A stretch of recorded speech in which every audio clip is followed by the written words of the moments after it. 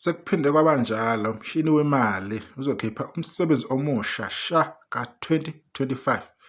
Into enesiyezi le front cover ke engabe i-EP or yini azoyikhipha or ama-single ayidawula asazi, kodwa ke i-album akaze ayikhiphe nje ukumbona nje kula kuma-single, double single or kuma-EP.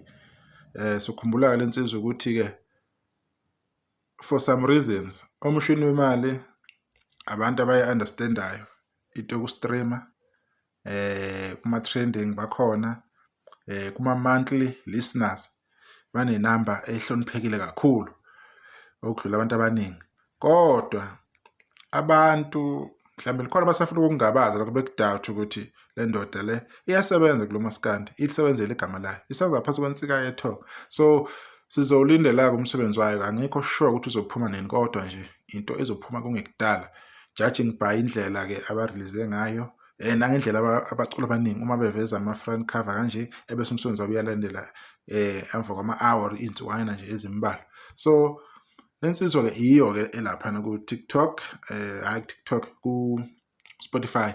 Umsebenzi wayo le, uyabo, ayinayo umsebenzi omningi, cha, inomsebenzi nje okahle, okalekile, kodwa buka iy'namba zakhe ihlonipheke kanjani. Kunezinye iy'ngoma ey'ngaveli la ey'thize, kodwa buka indlela asebenza kahle ngayo lo mfowethu, umshini wemali. Hamba kahle kakhulu, monthly listeners 1 point.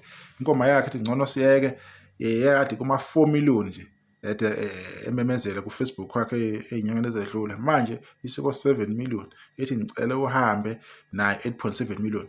Uya-understand igame, i-streaming le bayi-understand kahle.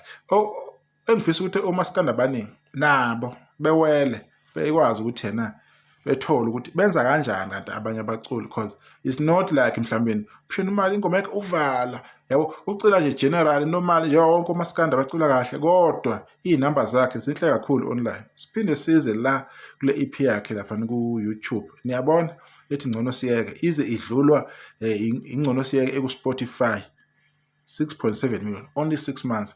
So ngifuna ukubongisa lokho kwenziwa insika yethonga laphana lapha abarekhoda khona. Ubuya ngathi abaculi babo when it comes to online, especially ku-Spotify, baya-excela, okuyinto amakhampani amaningi okuzomela azame ukuyiqikelela ayinaki ukuthi yena benza kanjani abanye amakhampani, abapositiona kanjani abaculi babo, kungani benza kahle kangaka online. Into ejabulisa kahle kakhulu-ke le esiyibonayo, akukuningi umsebenzi wakhe, awukho over, awumningi, gcina ungasazi yiphi ingoma yakhe adlisa yiphi le. Ingoma zakhe zonke ziyaziwa because zi-few. I'm sure akafiki nako-20 ingoma zakhe lehlangene or 25. Mncane umsebenzi wakhe wokumaintaina, uqashwa ngawo, adlale lezo ngoma zakhe anazo, aqhubeke nempilo, kube mnandi. Pho abanye-ke bahlulwa yini ukusika ikhasi kule nsizwa lena ukuthi umsebenzi wayo yini iwenzisa kahle kanjena. Abantu lokhu beyibambile, lokhu behamba nje underground, benze into zabo eney'manga. I'm sure nayo nayo i-plug or i-gold or something, kune-plug ayitholile khona laphana kuyo i-Razer. I know about Riska ngenye yama-single ayenzile ngoba ade kuhlonyuliswa-ke ngoJanuwari oMenzi, oMafikizolo, oZwide, oKhuthuza, bonke batholile. Bese kuba nomunye-ke uCevuzile, naye babethola nje i-other one company ukuze nibone ukuthi abantu bakule company basenza kahle kanjani. So sizowulindela-ke umsebenzi walensizwa sibone ukuthi isiphatheleni, kodwa online angifuni ukukhohlisa bafana bami, iyaphusha lensizwa, isebenza kanzima, abantu bayistreama, abantu bayilalela.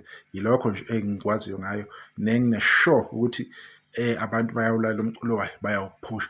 Sizohlangana-ke ngesikhathi-ke esikhipha-ke umculo wayo nawo futhi ozophinda uhambe ugijime, bazostreama abantu. Sibabonge kakhulu abantu abakwazi ukuphuma phansi kwekhabani sikayethonga ngoba bayaphusha. Angene-ke ey'ndaweni zokukhokha, angene ey'ndaweni zabaphumile.